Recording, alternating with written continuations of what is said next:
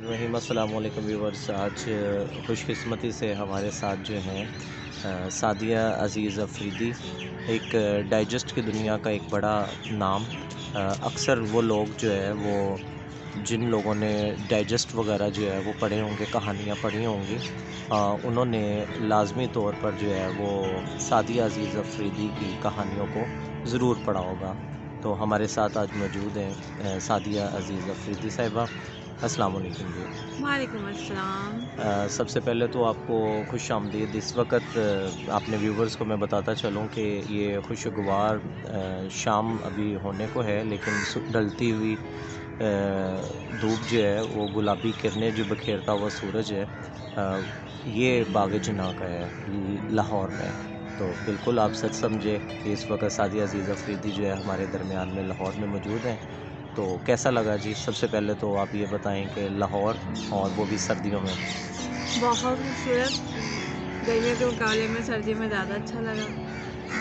और ये माहौल, मौसम, ये सिर्फ लाहौर में हो सकता है। बिल्कुल, लाहौर का दूसरा नाम जो है वो इसको लंदन टाइप वैसा मौसम भी है, और बच्चे भी हमारे साथ हैं इसलिए आवाज़ें भी आ रही हैं। तो हम थोड़ा-सा चाहेंगे कि आज की नशिस्त में जब हम बैठे हुए हैं तो कुछ कुदरती माहौल के अंदर कुछ मैं आपके ड्रामों अभी तक जो आ चुके हैं और किताबों पर और डाइजेस्ट में तो बहुत सी कहानियाँ हमारी बहनों ने और कई भाई भी हैं जो पढ़ते हैं, हुँ। तो उन्होंने पढ़ रखी होंगी। तो आपका एक ख़ास मौज़ू जो कि मोहब्बत और वो भी रिश्तों हाँ। के अंदर जो है वो जिस खूबसूरती के साथ जो है वो आप उसको बाँधती हैं, तो ये अपना एक ख़ासा है, आपका ही है।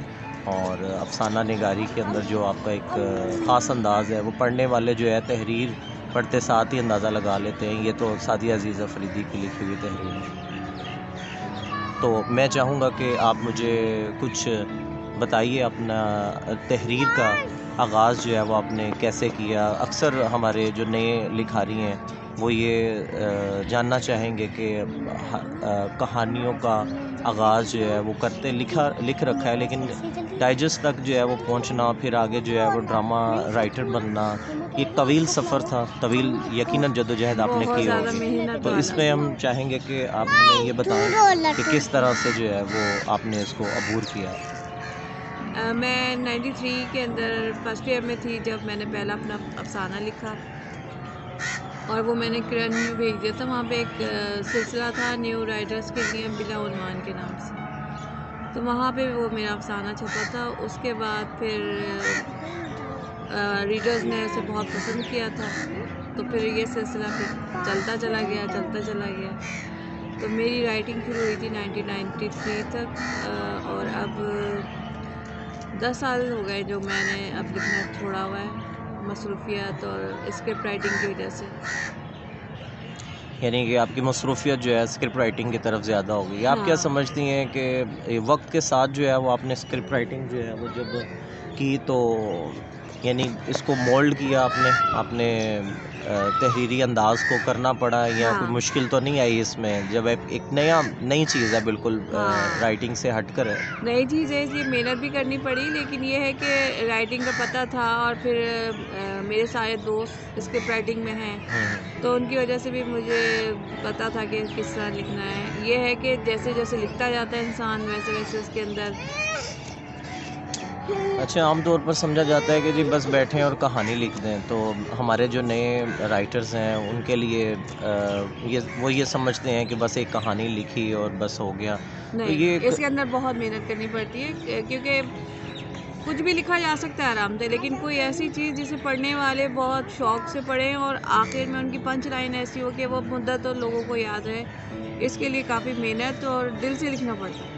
जो चीज़ दिल से लिखी जाती है वही चीज़ मुतासिर करती है और देर तक मुतासिर करती है। यकीनन जी ऐसे ही है, हमारे सुनने वाले भी इस बात को तस्लीम कर रहे होंगे, तो कि जो चीज़ें दिल से लिखी जाती हैं वही ज़्यादा असर रखती हैं, और यही वजह है कि आपकी लिखी हुई तहरीरों की जो छाप है वो आज जो उस वक़्त बच्चियाँ, लड़कियाँ और फिर वो अब ख़वातीन हैं, जो ख़वातीन में पढ़ती थी यकीनन जो है वो आगे अब उनके जो है वो बच्चे हैं। हाँ। तो इसी तरह मैंने भी पिछले दिनों चंद दिन पहले दौरान क्लास एक बच्ची के हाथ में डाइजेस्ट देखा, तो मैं वो समझी कि मैं डाँटने लगा हूँ, तो मैं बड़ा खुश हुआ। मैंने कहा अच्छा आज भी रीडर मौजूद है। आप समझती हैं जैसे आपने लिखना बंद कर दिया, स्क्रिप्ट राइटिंग की तरफ चले गए, तो वो रीडर जो है हमारे वो भी व्यूअर्स बन गए। नहीं, तो ऐसा नहीं है। जी, जी। देखिए हर जो एक वो है सिलसिला कि स्क्रिप्ट राइटिंग के लोग अलग होते हुँ, हैं, हुँ। रीडर्स और व्यूवर अलग होते हैं। हुँ, हुँ। कोई किसी चीज़ की वजह से किसी दूसरे काम के अंदर ये नहीं हो सकता कि वो मुकम्मल तौर पे ख़त्म हो गया। तो आप समझती हैं जो आपके कायरीन थे, जो आपके रीडर थे, वो मुतासिर हैं, वो उनकी एक डिमांड है कि आप दोबारा से जो है वो कुछ डाइजेस्ट की तरफ जो है वो आएँ, डाइजेस्ट की दुनिया में, या आप बहुत अरसे से। किताबी शक्ल में जो है वो कुछ किताबें मेरी नज़र से भी गुज़री जो मैंने उसका ज़िक्र भी कर देता हूँ कि अरी प्रेम दीवानी और इश्क की उम्र आएगा, हाँ। फिर एक चिराग रोशन और फिर इश्क की उम्र आएगा और ये दिल ये सौदाई ये दिल ये सुदाई, और ख़ास तौर और पर आपका ये नावल जो है, और जो रीडर है ना उन्हें बड़ी शिद्दत से इंतज़ार है कि आप इसकी ड्रामाई तश्कील कब बनाएंगे।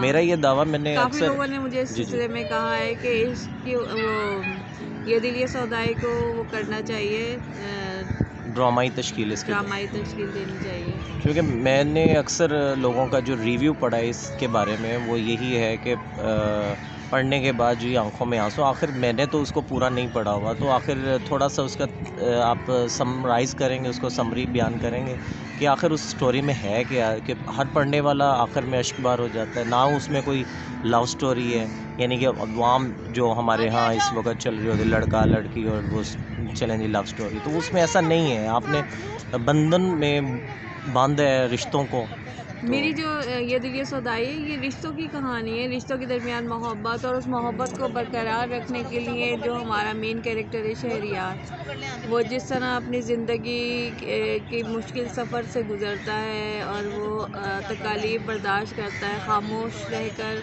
अपनी फैमिली के लिए कुछ करता रहता है कि उसके जो फैमिली बहन भाई हैं आपस में जुड़े रहें।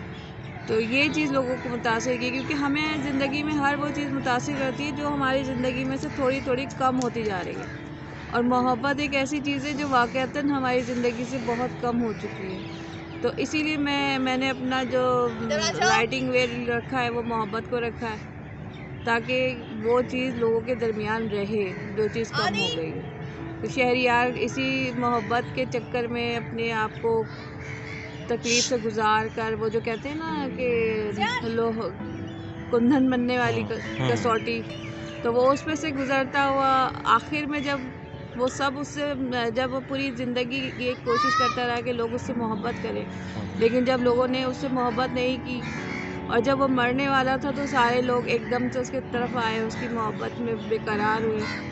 तो इस वजह से लोगों को अपनी बहुत सारी जो नाउम्मीद ख्वाहिशात हैं वो उसमें नज़र मैं आई। यूँ कह सकता हूँ कि लोगों को एहसास ज़िम्मेदारी होते होते वक्त गुजर चुका होता है, और हाँ, वक्त एक पानी के डाल की तरह है कि जो बहता चला जाता है और लोग हाँ, उसकी कदर नहीं करते। कदर नहीं जिस तरह करते। से ये इस वक्त ढलता हुआ सूरज और वक्त बड़ी तेज़ी से गुजर रहा है, हमारे पास हाँ, वक्त भी कम है, हाँ, और उसी के अंदर जो है वो हम कोशिश कर रहे हैं कि इसी नशिस्त में हम काफ़ी कुछ आपसे सीख भी लें, और आपके जो रिव्यूज़ हैं बुक्स के बारे में भी व्यूवर्स को पता चल सके, और कुछ ड्रामों की दुनिया में चलते हैं। रिसेंटली आपका एक ड्रामा ग्रीन एंटरटेनमेंट से जो है वो लॉन्च हुआ था।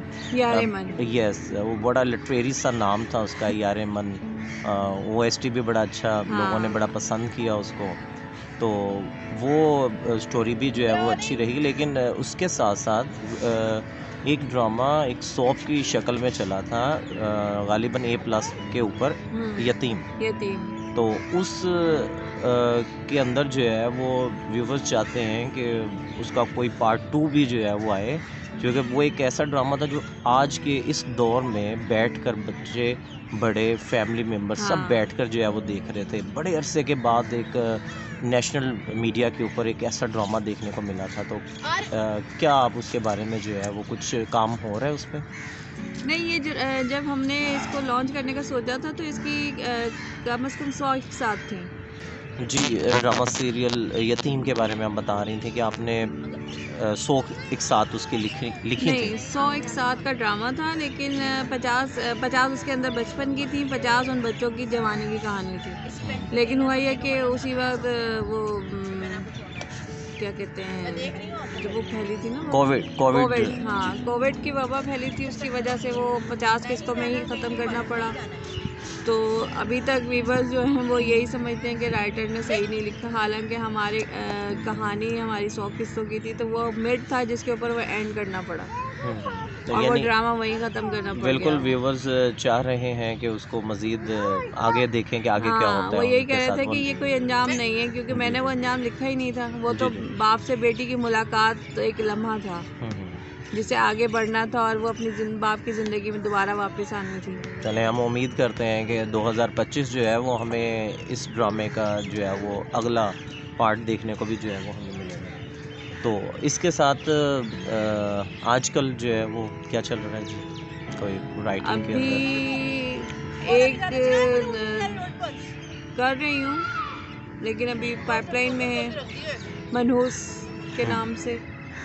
इस तरह का इससे पहले भी कोई आप यतीम और यार मन और दरमियान में भी कोई ड्रामा आया था? मैके की याद ना मैके आए। की जी, आखिर में हम ये जानना चाहेंगे कि आज कल के जो व्यूवर्स हैं जिस तरह का वो देखना चाह रहे हैं, तो क्या मुआशरे के अंदर रहते हुए जो हमारा मुआशरा है और जो व्यूवर्स और जो राइटर्स हैं, आप उससे मुतमिन हैं जो इस वक्त के जो ड्रामे चल रहे हैं? ये एक बड़ा पॉलिटिकल आंसर हो जाएगा, चूँकि उसी दुनिया में आप हैं।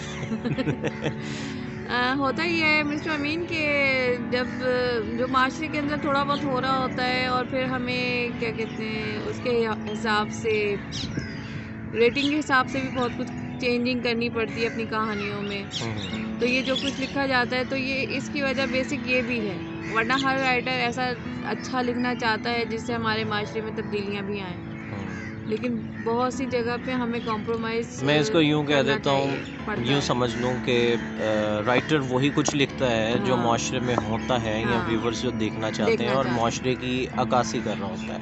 अमूमन आप खुद देख लीजिए, जो ड्रामे बहुत संजीदा नौइयत के होते हैं उसकी व्यूवरशिप या उसकी रेटिंग कितनी कम आती है, और जो ख़वातीन के लड़ाई झगड़ों पे मुश्तमिल ड्रामे होते हैं उसके एक किसकी रेटिंग कहाँ से कहाँ आसमानों पर पहुंची हुई होती है। बाज़ औक़ात ये कहा जाता है कि मनफी तनकीद भी होती है इन ड्रामों पे कि ये ड्रामे ही जो है वो आइंदा आने वाली नस्लों को ट्रेन कर रहे होते हैं, कि लड़कियां एक इमेज क्रिएट कर लेती हैं अपने हीरो के बारे में। तो इसके बारे में क्या कहेंगे? नहीं, गरीब आदमी दिखाया ही नहीं जा रहा ड्रामों में। गरीब आदमी भी होते हैं, मिडिल क्लास की स्टोरीज भी राइटर्स लिख रहे हैं, मैंने काफ़ी लिखी हैं कहानियों के इस हवाले से मुझे याद आया, आपकी एक टेली फिल्म थी जियो पे चली थी। हाँ, उसमें कुछ ऐसा, हाँ जी, होना था। अक्सर हम देखते हैं उसको छोटी ईद बड़ी ईद पे जो है वो प्ले कर रहे होते हैं, अक्सर वो आती है। हाँ जी, वो एक मिडिल क्लास फैमिली ही की स्टोरी थी जिसके अंदर वो अपनी मुश्किलात से निकलने के लिए लड़की जॉबलेस होने के बाद अपने खाने का कारोबार शुरू करती है। उससे मेरे ख्याल में काफ़ी उस टेलीफिल्म के बाद ये काम इस कदर जो है वो आम हो गया, और मैं समझता हूँ कि बड़ा हेल्पफुल साबित हुआ, और इस तरह के जो आइडियाज़ जो है वो आने भी चाहिए ड्रामों में, ताकि लोग जिस तरह मनफी रुझान की तरफ जाते हैं तो ये पॉजिटिव एक साइन था। मैं अपनी कोशिश करती हूँ कि अपनी हर तहरीर लिखी हुई भी और जो स्क्रिप्टिंग होती है उसके अंदर भी कोई हमेशा ऐसी चीज़ें दूँ जिससे पॉजिटिव तब्दीली आए। मैं नेगेटिव को बहुत ज़्यादा नेगेटिव नहीं दिखाती, उसके अंदर मैं शेड्स डालती हूँ कि आगे जाके वो नेगेटिविटी उसकी ख़त्म हो और वो उन चीज़ों को समझ सके कि वो कहाँ कहाँ गलत था, उसने क्या क्या गलत किया, और वो अपने सुधार की तरफ गामज़न हो। तो मैंने अपने अक्सर कैरेक्टर में इसी तरह लिखती हूँ ताकि लोगों के अंदर एक उम्मीद बाकी रहे। ज़िंदगी उम्मीद का मतलब है, उम्मीद है तो ज़िंदगी है, खुशी है, हर चीज़ है। व्यूवर्स के लिए कोई अहम पैगाम, स्पेशली लाहौर के नाम? लाहौर है। बहुत शुक्रिया। तो ये हम लाहौर मेरी मोहब्बत है। सही। तो लिटरेचर के हवाले से लाहौर को कितना कैसा बहुत देखती हैं? बहुत रिच। क्या क्या चीज़ें जहन में आती हैं इस जगह पे जहाँ पे आप बैठी हुई हैं, लॉर्डनस गार्डन जिसको बाग जिन्ना कहते हैं? मंटू। यानी क्या क्या शख्सियात आपके जहन में आती हैं जैसे लाहौर आता है तो? लाहौर के साथ ही मुझे मंटू, मुमताज़ मुफ्ती, ये सारे लोग याद आते हैं। एतबार साजिद साहब शायरी के हवाले से, शायरी और नस्र में लाहौर बहुत रिच है। और ड्रामों में कराची। आपने कराची ने यूँ समझ लें कि हमारे बहुत सी मीडिया इंडस्ट्री जो है लाहौर से उठा के ले गए हैं। सारे हाँ, प्रोडक्शन हाउस जितने भी हैं पहले लाहौर में थे, अब सारे के सारे जो है वो चले गए। एक दो को तो मैं बस पर्सनली देखिए जानता हूँ। छोटा सा पाकिस्तान हाँ है ना जी, जी। कराची भी, तो वो आधा आपने काम बांटा हुआ है, आधा हमने काम बांटा हुआ है, दोनों मिलजुल के कर रहे हैं। हाँ जी, माशाल्लाह जी। और मैं बल्कि यूँ समझ लें कि पाकिस्तान के सारे सूबे जो हैं, शहरी जो हैं वो खूबसूरत हैं। सारे हाँ रंग और सारे मौसम जो है एट द सेम टाइम जो है मैंने इसी दिसंबर में ही सारे मौसम एंजॉय कर लिए हैं। हाँ। ठीक है जी। तो कराची में बहुत अल्लाह ज़्यादा पूरे पाकिस्तान को अपने अमान में रखे। आमीन जी। इसी दुआ के साथ जो है वो अपने व्यूवर से इजाज़त चाहेंगे। अपना बहुत सा ख्याल रखिएगा, दुआ में याद रखिएगा। अल्लाह हाफ़िज़। अल्लाह हाफिज।